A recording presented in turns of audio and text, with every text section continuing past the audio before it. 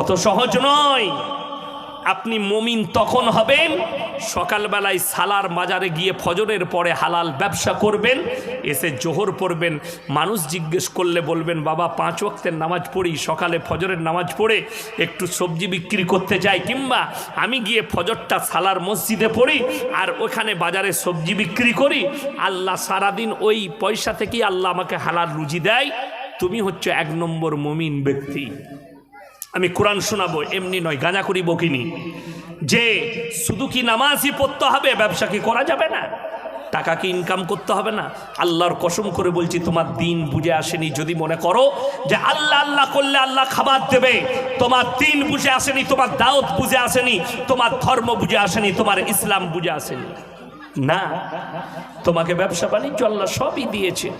নবীজি সাহাবীরা ব্যবসা করেছেন, নবীজি ব্যবসা করেছেন, ঠিক কিনা শুনেলেন? নবীজির প্রথম বিবি মা খাদিজাতুল কুবরা রাদিয়াল্লাহু তাআলা আনহা, তিনি ছিলেন পুরো মক্কা মদিনার আরব দুনিয়ার 10টা মহিলা ব্যবসায়ীর মধ্যে 1 নম্বর ব্যবসায়ী। জোরে বলুন সুবহানাল্লাহ। তিনি ছিলেন বড় ব্যবসায়ী, কিন্তু যখন থেকে কি পর্দা ফরজ হয়েছে তখন থেকে আর হুজরাখানা থেকে বের হননি। জোরে বলুন সুবহানাল্লাহ। আমাদের মায়েরা মনে মনে করবে নবীর বিবি যখন ব্যবসা করেছে তাইলে আমাদেরকে কেন হুজুররা মানা করে ঘর থেকে বেরোবি না, ঠিক কিনা? কিন্তু এটা কথা নয়। যখন থেকে পর্দা ফরজ হয়েছে নবীর বিবিরা নিজের হুজরাখানা থেকে পা বার করেননি। চলুন এরপরে ইমানদার কারা, হিদায়েতের উপরে কারা আছে, মুমিন কারা, এইটা একটু গণনা করেলেন, একটু বেরেনে ঢুকিয়ে এলেন। মায়েরা শুনবেন, আপনারা শুনেন। আলিফ লাম মিম যালিকাল কিতাবু লা রাইবা ফীহি হুদাল লিল মুত্তাকিন আল্লাযীনা ইউমিনুনা বিল গায়বি ওয়া ইউকিমুনাস সালাহ ওয়া মিম্মা রাযাকনাহুম ইউনফিকুন ওয়াল্লাযীনা ইউমিনুনা বিমা উনজিলা ইলাইকা ওয়া মা উনজিলা মিন ক্বাবলিক ওয়া বিল আখিরাতি হুম ইউকিনুন। আলিফ লাম মিম, আলিফ লাম মিম র ত সিন ত সিন মিম ইয়াসিন কাফ আয়া আইন সাদ। কোরআনে যতগুলো এরকম হরুফ আছে এগুলোর নাম হচ্ছে হরুফে মুকাত্তাব। এর মানেটা আল্লাহ ছাড়া পৃথিবীর কেউ জানে না। আমার আল্লাহ রাব্বুল আলামিন কিয়ামতের দিনে নিজের বান্দাদের সামনে বর্ণনা করবেন। তারপরের আয়াতে বললেন যালিকাল কিতাবু লা রাইবা ফি, আমার এই কোরআনে বিন্দুমাত্র সন্দেহ নেই। হুদাল্লিল মুত্তাকিন, যারা মুত্তাকি হবে, যারা হিদায়েতের উপরে আসবে, তাদের জন্য আমার কোরআনে উপদেশে ভরা আছে। জোরে বলুন সুবহানাল্লাহ। আচ্ছা, মুসলমানরাই কোরআন পড়ে না, মুসলিম ভাইরাও পড়ে? কথা বলেন। মুসলিম ভাইরাও পড়েন। কে কে পড়েছেন? হরেন নরেন গগেন নয়। কবিগুরু রবীন্দ্রনাথ ঠাকুর কোরআন পড়েছেন, ঈশ্বরচন্দ্র বিদ্যাসাগর কোরআন পড়েছেন, বঙ্কিমচন্দ্র কোরআন পড়েছেন, শ্রীরামকৃষ্ণ কোরআন পড়েছেন, রাজা রামমোহন রায় কোরআন পড়েছেন, আইনস্টাইন কোরআন পড়েছেন, স্যার আইজাক নিউটন কোরআন পড়েছেন। আল্লাহর কসম করে বলছি, এদের কোরআন পড়ার আপনার মসজিদে একজন মূর্খ মুসল্লির কোরআন পড়া আমার আল্লাহর কাছে আসমান আর জমিনের পার্থক্য আছে। তারা যখন কোরআন পড়েছে জানার জন্য, মানার জন্য নয়।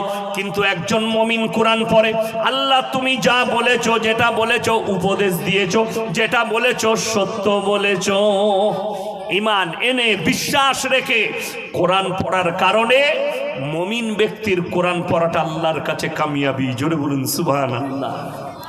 আমাদের অনেকজনার প্রশ্ন, একটা ভালো লোক, সে কাফের বেঈমান, সে কিন্তু ভদ্রলোক, লোকের উপকার করেছে, ক্ষতি করেছে। যেমন আমাকে এক জায়গায় প্রশ্ন দিয়েছিল, আমি কোনো জলসায় বলেছি সালমানকে, শাহরুখকে এদিকে মুসলমান বলা যাবে না, এই আর্টিস্টকে। তো একজন বলল যে সালমান খান যেটা ইনকাম করে 100 টাকার মধ্যে 70 টাকা চ্যারিটিতে দিয়ে দেয়, বাচ্চাদের, মানুষের সেবাই দেয়। এটার জন্য কি আল্লাহ কিচ্ছু দিবে না? অবশ্যই দেবেন। কে বললে দেবে না? ভুল হচ্ছে। এই ভালো কাজটার বদলা ঈমান না আনার কারণে দুনিয়াতেই দিয়ে দেবে। লোকে সম্মান করে না, করে না? কথা বলে, করে। লোকে সম্মান করে, তার ফটো মোবাইলে রেখেছে, লোকরা কাছে পেলে তার ফটো তুলে। এটার বদলা একমাত্র দুনিয়াতেই পেল। কলমা না পড়ার কারণে, ইস্তেগফার না করার কারণে পরকালে কিছুই থাকবে না। কেন? সে হচ্ছে মুশরিক, আল্লাহ ব্যতীত অপরের উপাসনা করেছে। তাই আল্লাহর কাছে মুশরিকদের জন্য দোয়াও চাওয়া যাবে না, তারা কিয়ামতের দিনে জান্নাতও পাবে না ইস্তেগফার করে কালমা পড়ে না ফিরলে। এরকম বিশিষ্ট কিছু ব্যক্তি আছে যারা অনেক ভালো কাজ করে, কিন্তু তার বদলা দুনিয়াতেই দিবে। শুনেলেন হাদিস, আমাদের পৃথিবীতে দুটো সব থেকে বড় জঙ্গল আছে এখন বর্তমান। কটা বললাম? দুটো। একটা আফ্রিকার জঙ্গল, একটা অ্যামাজনের জঙ্গল। এই দুটো জঙ্গলে এক শ্রেণীর আদিবাসী বাস করে, এক শ্রেণীর আদিবাসী, যাদের কাছে কোনো দাওয়াতই পৌঁছায়নি, কোনো ধর্মের দাওয়াত পৌঁছায়নি। হাদিসে আছে কিয়ামতের দিনে এই ধরনের মানুষটিকে আল্লাহ বলবেন, দুটো দরজা খুলবেন, একটা জান্নাতের, একটা জাহান্নামের।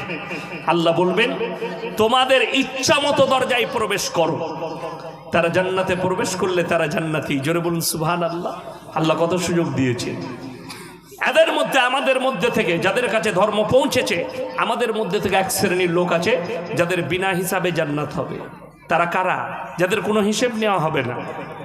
তারা হচ্ছে ম্যাড, পাগল, যাদের ব্রেন চলে গেছে, পাগল, কি বলে নিজেই জানে না, কি খায় নিজেই জানে না। এদের কোনো হিসেব হবে না। কিয়ামতের দিনে এদের জন্যও বলা হবে তোমরা জান্নাতে প্রবেশ করো। জোরে বলুন সুবহানাল্লাহ। চলুন এরপরে আগে। আল্লাহ এক নম্বর শর্ত রাখলেন, আল্লাযীনা ইউমিনুনা বিল গায়ব, না দেখে আল্লাহকে বিশ্বাসের নাম হচ্ছে ঈমান। মুসলমানদের ঈমানগুলো ধ্বংস হচ্ছে, বেঈমান কাফেররা কিভাবে ধ্বংস করছে শুনে